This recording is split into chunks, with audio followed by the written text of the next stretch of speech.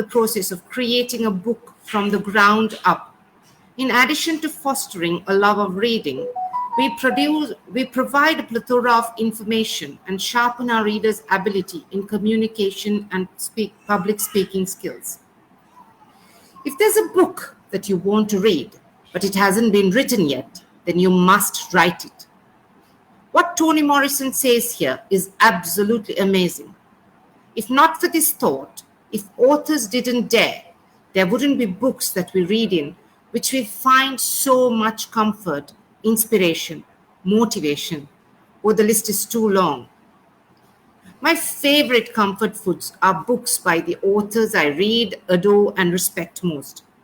One can clear the thoughts, become motivated, and rise over writer's block thanks to their unique combination of intelligent phrases. It is clear that PAB is doing its part to serve their members with a variety of doses of reading that inspires one to write as well. The author's saga, as the name suggests, is about writers. Here we engage in insightful conversations with authors who have made their pens bleed so they can leave a lasting mark in the world. Tonight, we meet Jay Allen, a former British Army rapid deployment soldier who is now a serial entrepreneur. Since leaving through medical discharge, Jay has gone on to either buy, acquire, or set up 4 of his own businesses, successfully exiting twice. Qualified in blue ocean strategic thinking and as a TEDx speaker, Jay shares with audiences around the world the power of big thinking and global impact rather than vanity metrics. He has won Global Impact to Business Award twice, recognized as UK's Clear Business Thinking Power 100. He has an MSc in International Business Studies, a double degree holder. He has a BSc in Ethics and also in Psychology.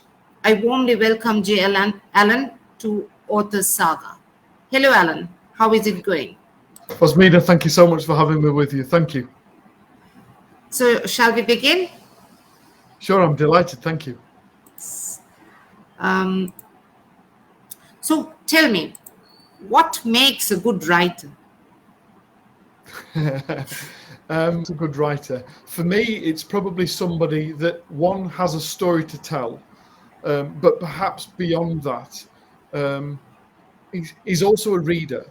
I think in order to be able to effectively write a book that is compelling enough to pick off the shelf, you have to know what else is on the shelf and understand as to where your story fits within the plethora of other offerings that are available.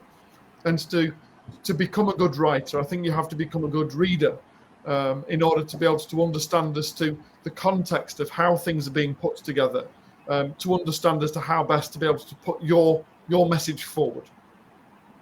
That's amazing. I mean, if you are not a reader, I think you can never be a writer, because these two complement each other and they're like the puzzle that fit together perfectly.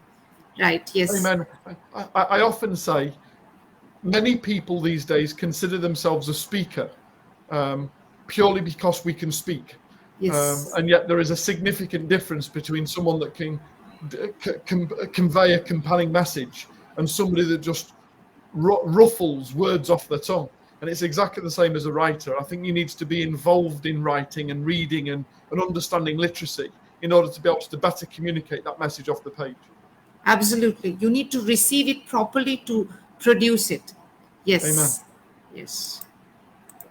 Are there any authors in particular who have inspired you? Well, in your very introduction, you spoke so eloquently about our dear friend, Tony Robbins. I'm exceptionally excited to be able to share with you and the PAB audience that I chose in 2020 to invest quite heavily and become a student of Tony Robbins. And I've now worked my way through most of his printed written literature and inspired by the man himself. But beyond that, certainly Michael Gerber from the E-Myth, Robert Kiyosaki from Rich Dad Poor Dad, Napoleon Hill from the old days of Think and Grow Rich are probably three of my most most reread and reread and reread books to take inspiration from within my own entrepreneurial journey. That's amazing. I mean, that is how you become a writer as well. You need to specifically read books that interest you to like ignite the thoughts that might be sleeping within you. Very much Just, so. yeah. For me, it's always about being able to almost continue the conversation and establish as to, you know, Robert Kiyosaki is a relatively modern writer. He's done, you know, stuff in the very late 70s and 80s and still writes to today. But then when you go back to Napoleon Hill and before him in the 1920s and 1930s, there's so much learning that we can take from the writings of those eras. But in actual fact, then put a more modern slant on it and determine as to how does that reflect in a digital world or in a digital environment, and be able to continue the conversation from writings that have come from previously. True.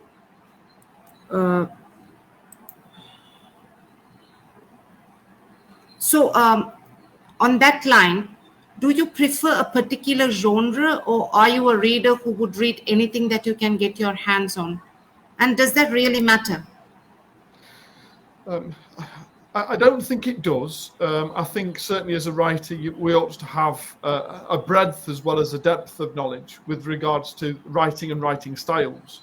But to the same extent, I think it does matter in as much as there is so much literature out there that sometimes we can become overly consumed with breadth as opposed to going into depth. So once you almost found your niche, it's almost a case of importance to be able to stick at that niche and to be able to go further and further into depth of it, as opposed to continues to flip from one to another. I've certainly determined that autobiographies and stories of success or failure about entrepreneurship are where most of my reading comes from, and then steers me to determine as to what else I want to be able to add to that conversation. Yeah, that makes perfect sense. For instance, like when we talk about stream of consciousness, people say read Virginia Woolf, you know, because she's a master in that, because that is how you can understand the genre, and you know, yeah, but makes perfect sense. So what inspired you to write this particular book?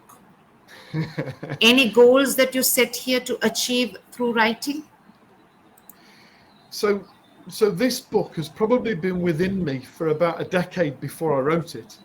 Okay. And I was so busy acting upon it that I probably didn't allow myself the time to consider writing it in the first place. I always believed that this is the book that was likely to be my memoirs, as opposed to be out and about as it is now. So it was very much a case of I wanted to ensure that the book that we brought to market was as relevant as possible, and I didn't want it to be something that, well, this is what I did 35, 40 years ago, but I'm not really quite sure as to whether it's still relevant right now. I needed to have a book that was as up to date and as up to relevance as possible, but that's something that I could dip in and dip out of and say, and this is what we're doing right now, and this is the impact it's having. So it was very much a case of ensuring that for every word or sentence or page or chapter written, it was very much going back to the drawing board and saying, well, are we actually implementing the things that we're talking about as we're talking about them to ensure that they're as relevant as possible, and sharing the good and the bad and the ugly. So it took about 4.5 years to write my book, to be able to get it to print.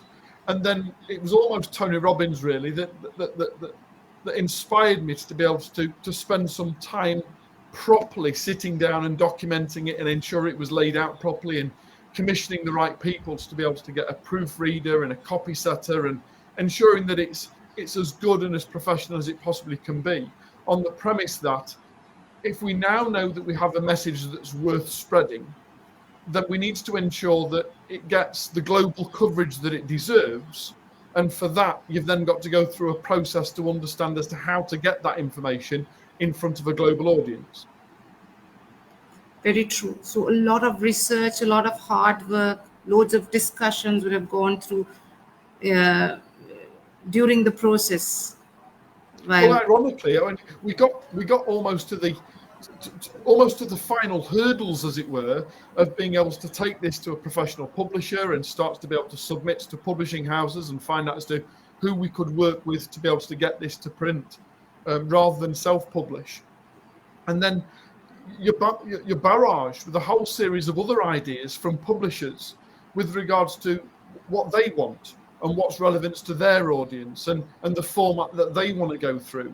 And it could have been so easily that we were led by a publisher to perhaps take this book in a completely different slant path, to that we yeah, so subsequently did.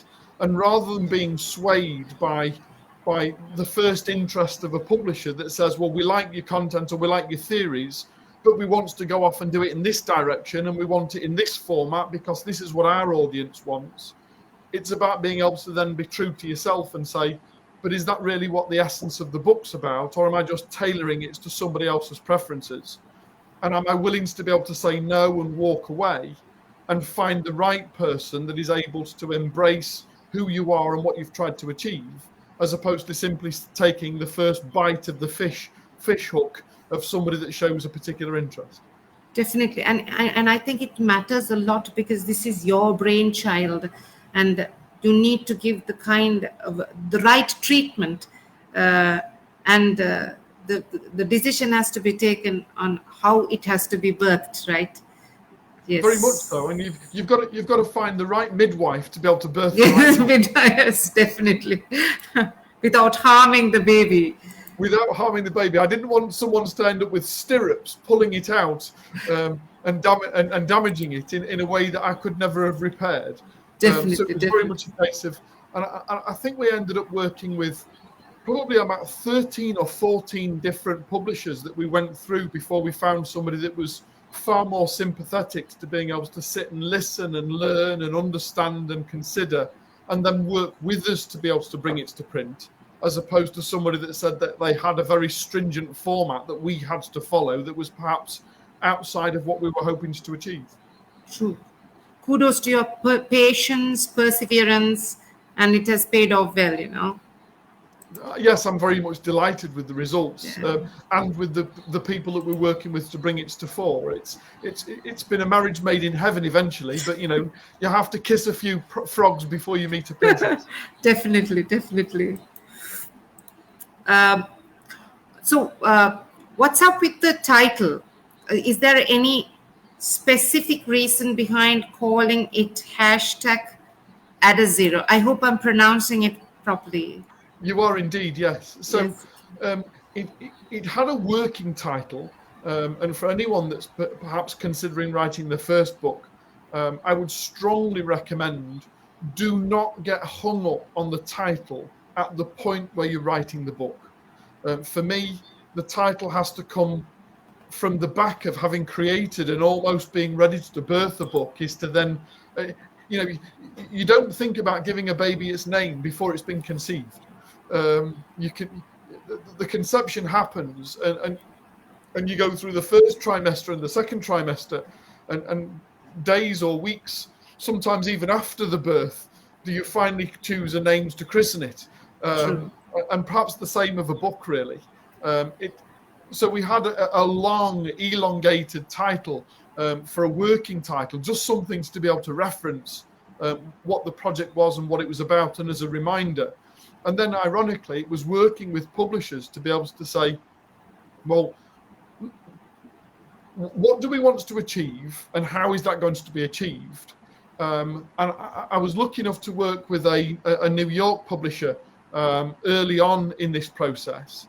And he said to me, a title and a subtitle needs to cover two things.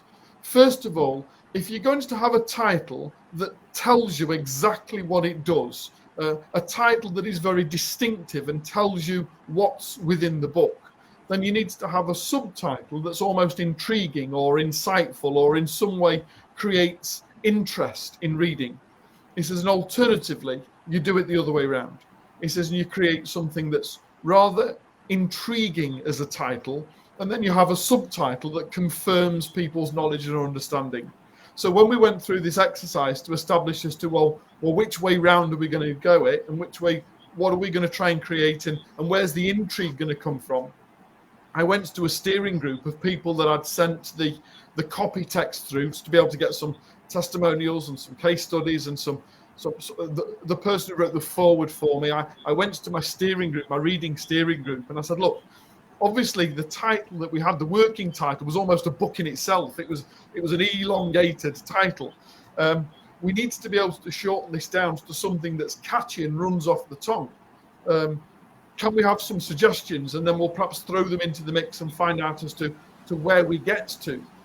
And subsequently, somebody said, well, have you noticed that the case studies of the people who you worked on to prove that the concept works have all mentioned that applying the methodology has helped them to add a zero? Okay. And I said, well, that's interesting. It's enabled them to be able to not just grow, but scale to 10x their business, or at least their personal disposable income as a result of applying the methodology. But where did you read that from? And he says, well, they've started to use the hashtag add a zero. And I went, that's it. That's it. We're going to use the hashtag add a zero. And ironically, the first time I typed it into Google, I found that there were 364 other people who'd read the book and the methodology and already started to apply it and started to use this hashtag before we'd even created it and given it a name. So the two were married and came together, and it's subsequently gone on from there. Yeah. Interestingly, it sounds a little bit Greek as well, you know. There's some sophistication to the title. Me being a bit curious, what was the working title? So the working title was The 3 Flaws and the 11 Steps to Overcome Overwhelm in order to be able to grow your business. Okay. That's a book in itself, right, isn't it? You needed a far bigger page just to be able to fit it on. Definitely. But add a zero, I think, it perfectly summarizes the entire thing that's going on in the tongue. It flows off. Yeah, definitely. Right. So tell us a little bit about the book now. Sure, thank you. My second business, I finished the army, I'd worked in corporate, I'd done some change management work, I'd chosen to leave corporate and to set up on my own. I take my hat off with pride to anybody that chooses on the day to be able to leave and set up their own business. I cheated the first time round. I hold my hands up completely. I cheated the first time round. I'd received a good income from my corporate career. I left with a golden handshake for a job well done at the end of my corporate career, and chose to invest in buying an existing business. So I bought a local business that was for sale. It had been trading for 14 years. It had got a number of members of a few members of staff. It had got a reputation and a brand, and it was okay. And the only reason it was for sale is, unfortunately, the founder of the business, the owner of the business, had been diagnosed with terminal cancer, and didn't want to have to lay off members of staff whilst he went through hospitalization and radiotherapy and chemotherapy. He was looking for someone to be able to take the business on, so there was one less worry whilst he concentrated on his own health. And we exchanged emails and conversations and meetings, and subsequently came together, and I agreed to buy the business off him on the premise that I employed all of the staff he had, that there would be no redundancies as a result of the change of ownership. And I took on the business. I had very little knowledge of the industry whatsoever. And I simply said to the existing team, look, I've got no intent of owning a small business. I've come from corporate, and I'd like to go back to corporate, and I'd like to take this business and turn it into a corporate. Who's with me? And the majority of the staff said, brilliant. We are so thrilled to hear that we've got somebody that's enthusiastic about growing the business. We're rather bored right now. We're in it. Let's go. And there was a couple of members of staff. I'll never forget one of them, a gentleman called Gordon, bless him, came to me afterwards and he said, "Does that mean I've got to stop playing golf on Wednesdays?" And I said, "Well, unless your golf is generating 4 times your income in new inquiries, then yes." So he subsequently left to go and play golf, and the rest of the team were hungry to be able to grow the business. And we aggressively applied all of my learnings from being in the military and all of my learnings and subsequent qualifications from change management in corporate. And we aggressively grew the business. We went from 4 staff to 17 staff in less than 2 years. We were on a good growth spurt. And then in 2008, we'd signed a contract with a huge corporate in the UK called Woolworths, about 60 days before Woolworths went into administration. And I'd already sunk tens of thousands of pounds into being able to take on new staff and winning a new contract and supplying a new customer. And we lost £250,000 in a phone call when we were told that the company had gone into administration and there was no money left to be able to pay any of the suppliers. And it was a huge impact to us in our business. I ended up having to remortgage my house. I borrowed all of the money I possibly could from the bank to be able to try and keep the business going. I ended up having to let some members of staff go in order that the whole business didn't collapse. It was an incredible, painful time in my life, and something that, 12, 13 years later, I still don't wear those scars very well. And I vowed that, okay, we did a turnaround and we applied all of the teachings that I'd learned, but perhaps didn't necessarily want to have to implement in my own business. We did a turnaround. We got the business back on its feet again. 3 years later, I chose to sell that business with 22 members of staff and going particularly well.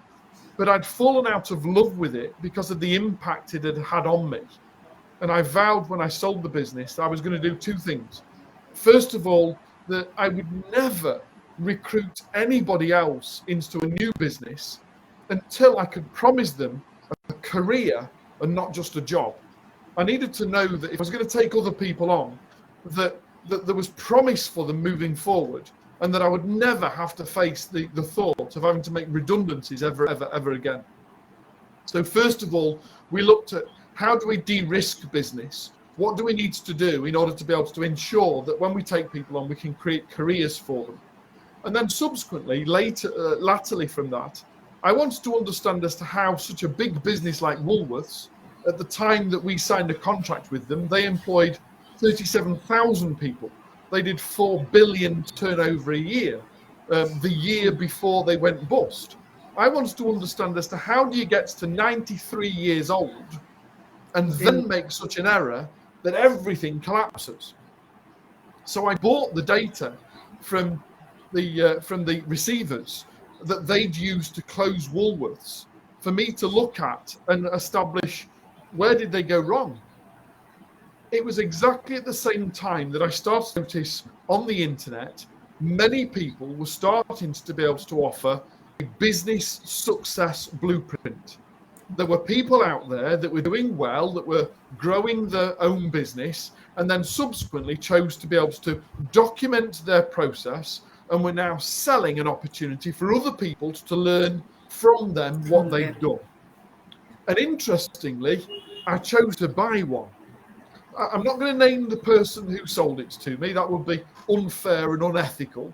But I chose to buy somebody's business success blueprint and thinking, if only I had one of these a few years earlier, it might have fixed the... And the simple fact is, it wouldn't. Because what I quickly learned, just in this business, just as there was in the Woolworths business, the missing ingredient was, how do I translate that from what they've done, their business, to achieve their success, to how do I get it to be the same success in my business?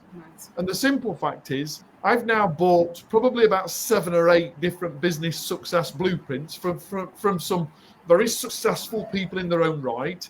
just to identify that there's still this missing ingredient, the bit that says, and this is what you need to do in order to be able to make it effective for you. And the simple fact is, no one knows what that is because they're busy doing it for themselves. Yes. And the only time it ever really works is if you follow it to the letter and you give up every aspiration that you've got of being able to achieve success in your own right, and you simply copy somebody else's business in their industry, in their sector, in their field, with the hope that they've got the same experience and qualification and backgrounds to be as successful as the person you're following. And for me, that just didn't make sense. So instead of being able to set up a business success blueprint, we chose to research what causes businesses to fail. How do you overcome or mitigate failure? I firmly believe that there is so much more that we can learn from failure than we'll ever learn from success. And yet the moment we use the word failure, no one wants to know, and you quickly past it. So we spent 7 years looking at what caused some of the biggest businesses in the world to collapse and fail, to identify what were the problems and what can we learn from them and mitigate the risk so we don't have the same fate. And it's called Add a Zero because what we've learned is by teaching people how not to fail, the flip side of failure is success. And if we can prevent you from failing, it gives you so much more confidence to do the things that you should be doing anyway, instead of following somebody else's success, but creating your own. Yes, that's amazing. That's a totally, I think, a very different way of looking at the problem, because we do talk about failure, but we never examine or see how failure can help us, Absolutely. Yes. It's more like happiness and sadness as well. To understand happiness, you need to acknowledge sadness. Amen. And ironically, you've only got to, if we go back to the analogy, the book and the likes, you've only look at a small child who learns to walk. Now, then they see an adult standing on these two things a lot taller than them, they don't think, hang on a minute, I'm just going to crawl for the rest of my life. They have a go and they fall over. And sometimes they bang their head and they're upset and they cry, but they don't give in. It spurs them on to do it again and again and again and again and again and again until they take the first step and the second step, and before you know it, they're running. And it's exactly the same. We've got to be able to look within ourselves for, okay, so it didn't work the way that I'd hoped it would. So what do I need to do differently next time to get a better outcome, rather than saying, well, that's it, I'm not doing that, I'll try something else. I think it's what Thomas Alva Edison said about, I did not fail, but I have learned 1,000 different ways of how not to do it, Absolutely. Yes.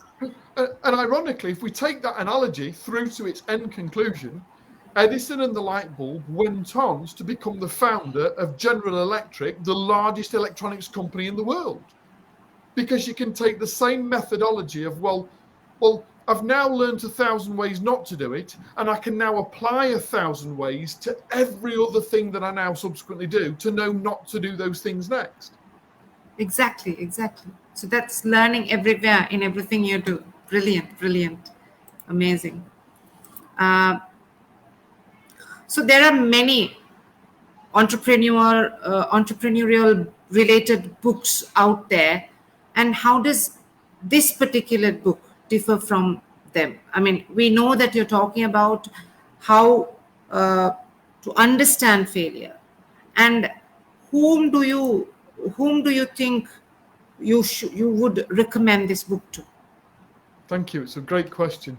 Yes, if there was ever a competition, then I don't think there's ever been a more competitive era than the subject of entrepreneurship, and certainly entrepreneurship in print. When we first launched and we went onto Amazon, just to be able to see not just the one or two books, but the 147 books in entrepreneurship that were launched on the same day that my book came out, Wow. in that sector just tells me as to how competitive a field it really is.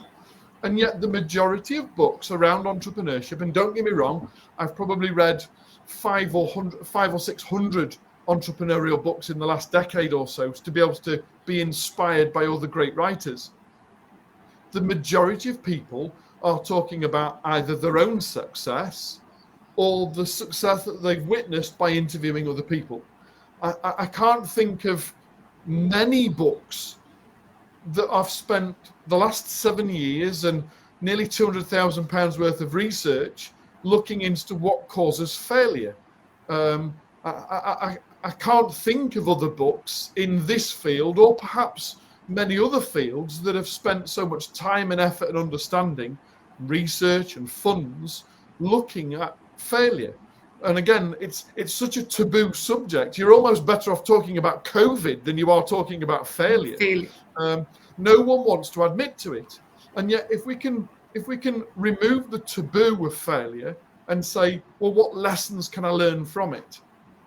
Then in actual fact, it'll enable so many other people to not fall into the same fate. Well, that's the first thing. But the second main difference, I think, from this to many, not all the books, I'm not saying by any stretch of the imagination it's completely unique, although I'd like to think it is. I'm sure it is. But one of the other things is I haven't written it as a reading book. I've written it as a guide. And the intent is that I don't envisage anyone is going to pick this up from start to finish and read it over a weekend. Quite frankly, I wouldn't recommend that anyone was to choose to do that either. This book has been written with the intent of being able to help a business owner, be they first setting up in business and pre-trade and pre-revenue, all the way through to employing staff and perhaps even thinking of selling the business, as I've done a couple of times now over. It's set as a guidebook to be able to say, if ever you have an inkling of uncertainty or not quite sure what to do or when to do or how to do, then you can simply dip into a page or two and say, well, what does the evidence, not what does Jay say about this, but what does the evidence of over 150 other national businesses or global businesses that grew and failed, does the evidence support the things that I shouldn't do and therefore that are left open to me? So it's not statistically based. It's not full of facts and figures and tables.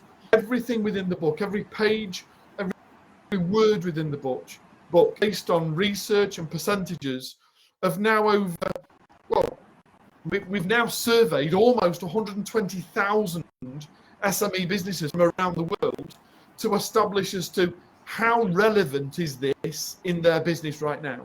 And we continue that we probably have about almost 3 dozen businesses a day that complete our survey. And every time the survey is completed, it updates the research that then supports that every word spoken in the book is as relevant and up to date as possible, to say these are the risks that you run at some stage in business if you don't have these things in place, and these are the things to have in place, and this is why you need to have them in place. Sometimes it even says, and this is the stage of business that you ought to get to before you think about putting these things in place. But it's all about being able to give us the stepping stones that teach the baby how to get up and crawl and walk and then run, to subsequently go off and be independent and be themselves. Definitely, this is not a one model for all kind of book. This is custom made for whoever who's reading. You can pick what you want and use it to apply it to your need and circumstance. Yes. Massively. We don't want this to be shelf development.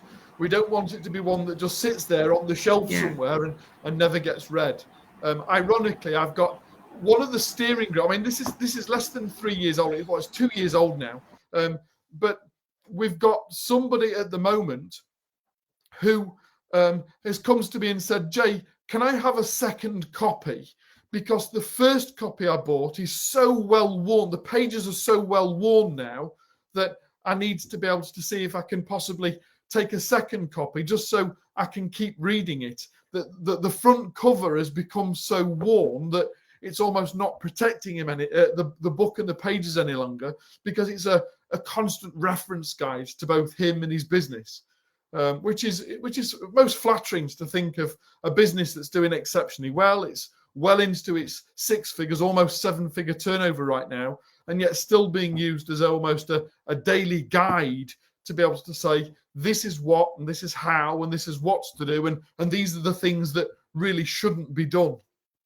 It's been a real pleasure to be able to know that it's being as referenced and as well used as possible. And that's my intent. We've certainly been able to determine that our mission and the goal for this book is to be able to get a copy into 1 million business owners' hands, in order that we can help and grow the whole SME community globally, to be able to help more and more people have more and more confidence to be able to do what's necessary, how it's necessary, when it's necessary, to be able to make the right difference to them and their community and the people with whom they serve. I'm a firm believer, and looking not just across the UK but globally, that it's SME businesses, it's small micro businesses, it's family-run businesses, it's husband and wife couples, it's businesses from around the world of small groups of people that are making the biggest impact to local communities, to people in which they serve, to people that are around the world that need the help and support of being able to know what to do next. And it's vitally important that we're able to be able to get this information to as many people as possible, to be able to give them the confidence and the competence to be able to do what's necessary, to be able to shore up the business, to give them the confidence to be able to do what's next, and hopefully to be able to take somebody else on and to be able to grow a small micro business into a bigger, more thriving business.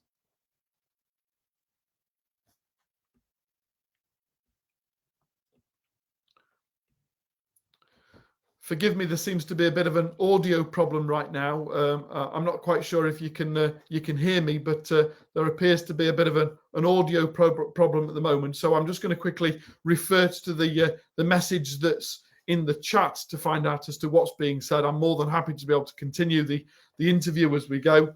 But like I say, we seem to have had a bit of a problem with the audio on the feed, and so I'm just going to refer to the questions that are being posed to me in the chat function, in order that I can ensure that we provide the service to you, the Pick a Book audience. I noticed that I've got something actually that's been typed on Facebook here from Shuvo. It says, Jay, your Add a Zero book is already helping thousands of entrepreneurs to transfer their lives and businesses, including yourself. Sincerest of thanks. That's most kind of you, Shuvo, to be able to acknowledge the fact that this book is already helping you in your business also. The next question it says here is, language has power. When did you come to realize the power that language holds? Well, for that, I'm going to have to refer back to most fortunate to know the name of my English teacher back in primary or secondary school, a lady called Kate Lake. And Kate, if you're watching this, I can't tell you as to the impact that you continue to have on a far older student these days. But the love that you had for literature, that you compelled everybody in the class. We were just almost mesmerized by your love of books and what you were able to be able to translate to an otherwise rather unruly student, but led me to be able to understand the love of books that you have. That's led me on this journey. I'm certainly very conscious of the fact that certainly throughout my formative education, I was a very poor reader. I'm not saying I couldn't read. I'm saying that I didn't get anything from the print. And yet, having met Kate and been a student of Kate through my secondary years at school, and finding inspiration from her love of words and how she was able to communicate those in such a way that it resonated with every student on the course, was key to me being able to pick up the mantle a little bit later on when I went into secondary education and then into college and university, and subsequently I've probably read far, far, far more books in the last 2 or 3 years than I ever did through my formative education. And I still say it's through the love and aspiration and motivation of my old English teacher, Kate Lake, in my secondary school education that led me to be able to share that love in adult life. Faz, you've been kind enough to be able to then say, have you ever had writer's block, and how do you deal with it? My God, writer's block. Yes, this book should have been out probably about 4 years before it was. And yet I think that's relevant and necessary. You see, I don't think that you can force good writing. Certainly, you've only got to look at some of the literal greats from not just this era, but from eras gone by, to understand that some of them talk about writer's block for years at a time, and saying that the story's within, and yet they don't yet have the words to know how to be able to communicate that.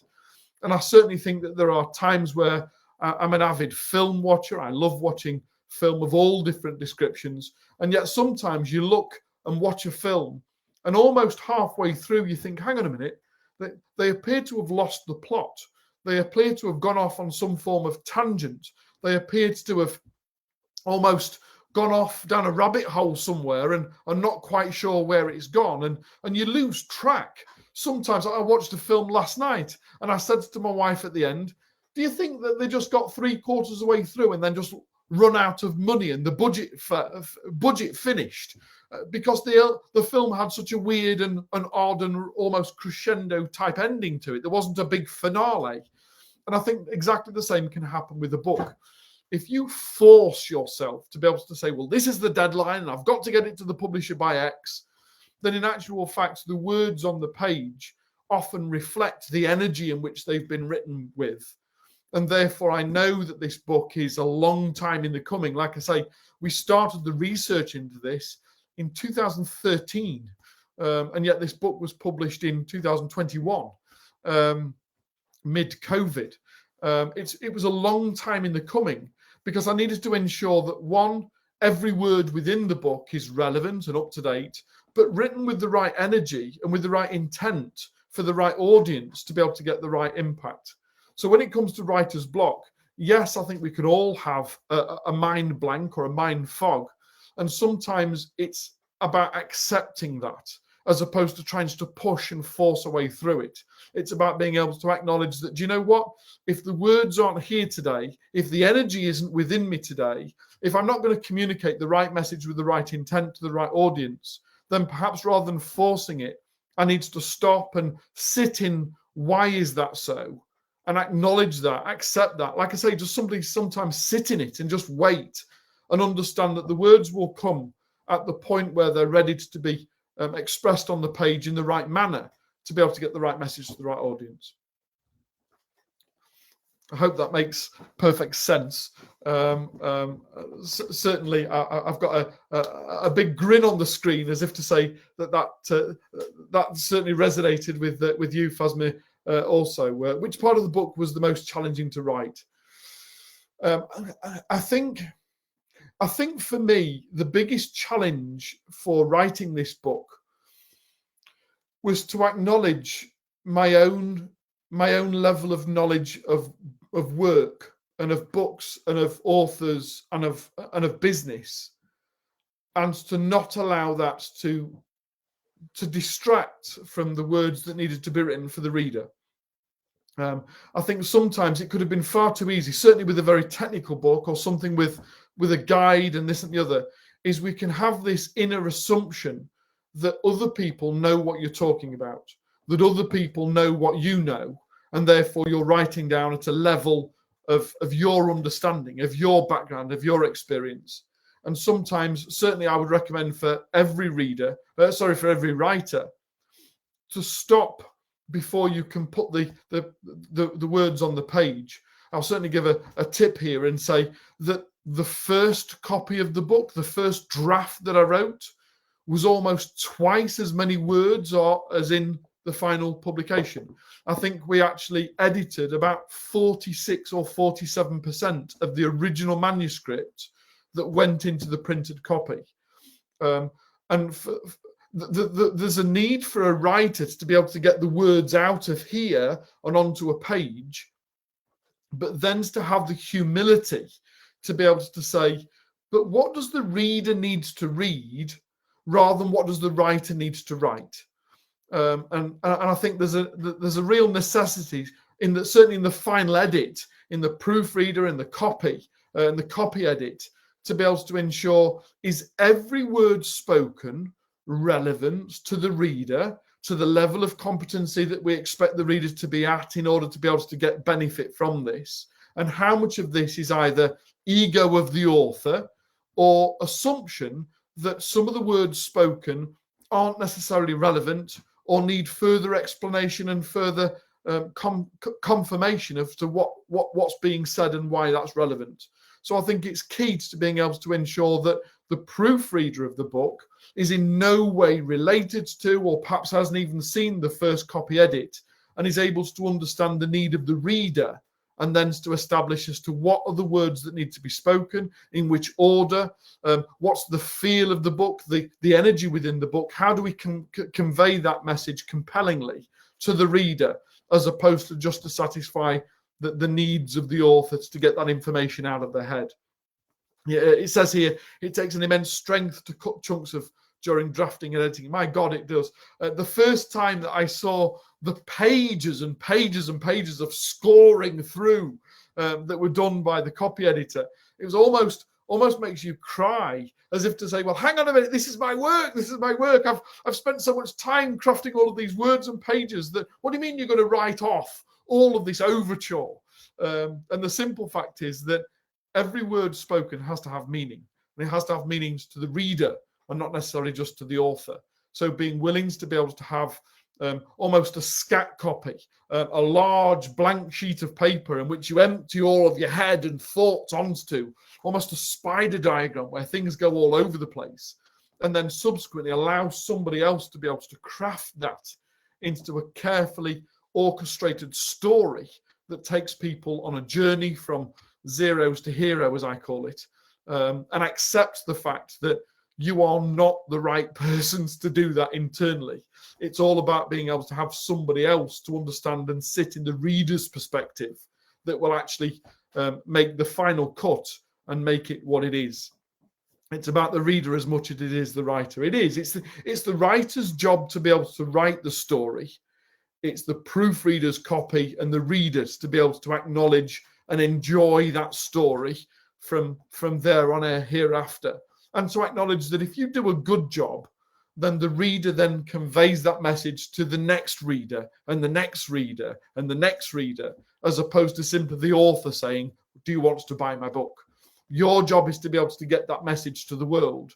It's the reader's job to be able to understand that message so compellingly that they then share that with their audience, and it gathers momentum there on in. Ironically, it was through a third party that introduced me to Shuvo, who introduced me to Pick a Book, that led me to being able to be invited to this interview. It wasn't that I automatically came forward and said, I'd love for you to read my book, or vice versa. It's gone through a series of iterations of other people that have enjoyed the work that has led us to be able to have these conversations today. I'm just quickly checking on the messages to be able to see if anything else has been come through. It says here, we'll be expecting another book in the future. Great question. I'm pleased that you asked. If so, do you want each book to stand on its own, or are you trying to build a body of works which connects between each book? Well, it's funny you should ask that, because this, ironically, is my third published book. I've got two previously. My first one came out in 2015 and is all about military leadership and looking at the transition from a military leader to a civilian leader and looking all about leadership. My second book, that one was called Battlefield to Boardroom. My second book came out 2 years later, and interestingly enough, from feedback I received from my first book. My second book is called The Road to Utopia. And some of the feedback I received from my first book around leadership was, Jay, you speak a lot around leadership and teams. Well, I've liked your writing, but we don't yet have a team. I'm a solopreneur. I haven't yet got other people within my business. So that your book is not yet relevant to me. So my second book, although it came out 2 years later, Road to Utopia, 2017, it's all about how to be able to grow a business quickly in order to be able to build a team. Because I need you to be able to read the first book, Battlefield to Boardroom. But if you haven't got a team yet, then let's talk to you about how to build a business and grow a team. So that one was a body of work in its own right. It complemented the first book. And ironically, when the second book came out, it boosted sales of the first book because people then subsequently saw the needs to be able to tie the two together. This one was completely different because, like I say, this is a guide book as opposed to a reading book. But I did say that 46% of the copy didn't make it to the print.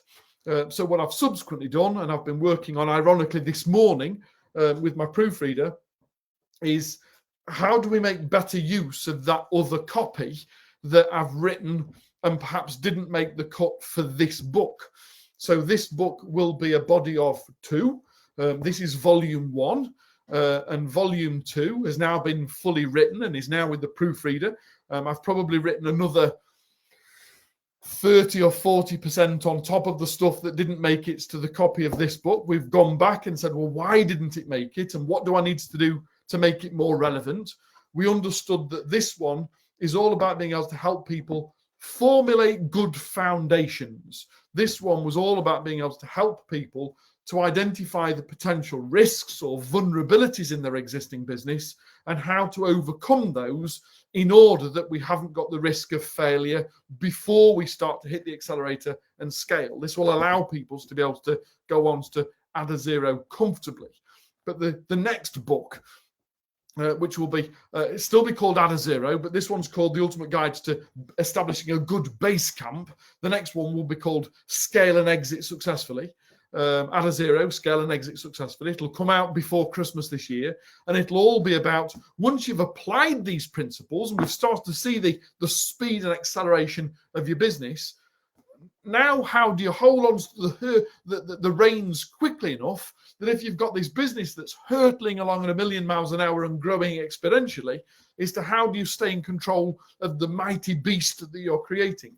So the next book is a follow-on to this book, and it's looking at how to replicate, duplicate. It'll look at mergers and acquisitions. It'll look about being able to take your business global, and it's looking about the global audience and how do we then translate our business that it becomes relevant in other cultures and other countries, in other eras, to ensure that we have a legacy to lead and live, not just leave to our grandchildren. So in terms of is this another book in the future? Yes, thank you very much for asking. This is almost a promo for what is about to come. And I'm delighted to be able to share that I'm hoping to be able to take both this and the subsequent book that comes out in the summer on a global tour, of which we'd love to be able to come to Sri Lanka and share the message and do a book launch, perhaps in Sri Lanka in the autumn or winter of this year, looking at both scale foundations and then how to accelerate. The intent, I've certainly had 2 invitations so far through local BNI chapters to be able to come along and to be able to share that message physically, perhaps do some workshops alongside it to be able to support that. So I'm very keen to be able to ensure that this book and its predecessor, as it were, gets as wide an option as possible to be able to ensure that we can ignite the world and to be able to put the right things in place that give business owners just like you the confidence and the competence to do what's necessary to apply the principles of a scalable business that enables you to be able to take on more staff, that has a bigger impact on both you and your family and your community, and shores up the future of SME business globally around the world. It's my sole intent that if we can work with enough business owners by spreading the message about this book, that we can create more and more employment, we can take on more and more staff, that collectively we could eradicate unemployment by creating more new jobs by small business owners than there are people actively seeking employment. And that's the mission of me and this book and this whole business, is to be able to eradicate unemployment by creating more new jobs than there are people seeking work. I can't wait to get my hands on all 3 books and the ones to come. Thank you. That is such a delight to be able to hear. Thank you so much for being able to give me this opportunity to be able to share a few thoughts and ideas, the Pick a Book audience. It's been a real pleasure to be able to share some time with you this afternoon. Thank you. I'm just quickly checking on the copy. It says, brilliant. Thank you so much. This looks absolutely phenomenal. Thank you so much. I'm delighted to be able to be of service here this afternoon. I'm just, like I say, we've had a problem with the audio halfway through this interview. So I've been checking out on the chat messages from our host, Fasminas, to be able to ensure that we're able to provide this to you this afternoon. So I'm most delightful and thankful for you and your time this afternoon. Like I say, I'm very fortunate to have spent some time in the military, and certainly in the army. My regiment, we all have a regiment and we all have a corps motto. Our corps motto within my corps was Inardius Fidelis. It's always Latin for some strange reason, but Inardius Fidelis, which translates in English to faithful throughout adversity. And again, you know, technology is a phenomenal thing. The very fact that we're having this conversation today, and I'm based in the UK, it's 4 o'clock in the afternoon here, and we're having this live debate and conference with people from all over the world, particularly from Sri Lanka today. Technology is phenomenal. We've become so reliant upon it, and yet we can have some technical difficulties. And it's just as I say in the book, it's not about the things that are thrown to us. It's not about the failures in life, like the audio thread on this presentation. It's all about being able to be offered the challenge and accepting the challenge and saying, do you know what? What do I need to do in order to achieve the outcome that I set out to achieve? And if I can't do it the way that I wanted to, instead of giving up and saying, do you know what, we'll try again. It's about being able to say, okay, this is the hand that I've been dealt with. How best do we work with that to still achieve the outcome that we set out to achieve in the first place? And I sincerely hope that perhaps I've been living proof today of it's never about the challenges that we face. It's about being able to say, stepping up and saying, okay, that's what we've been thrown today. How best do we deal with it to achieve the outcome that we set to achieve in the first place?